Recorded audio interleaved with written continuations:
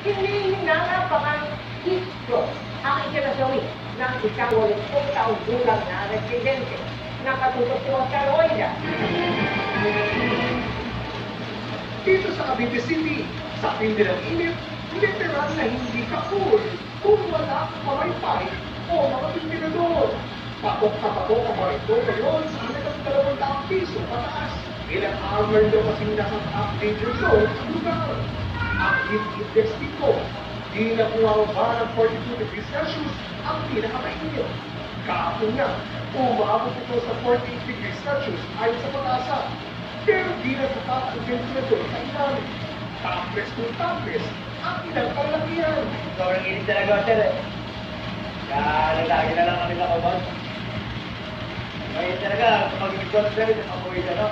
At ang mga palindang sa malamig, gawin lang daw kung pakiawin. Alam mo, wala ako kami na, tapos talaga kami. Nag-aagarang kami sa tindahan, sir. Isa nagpupula kami sa tubig, nakakawalong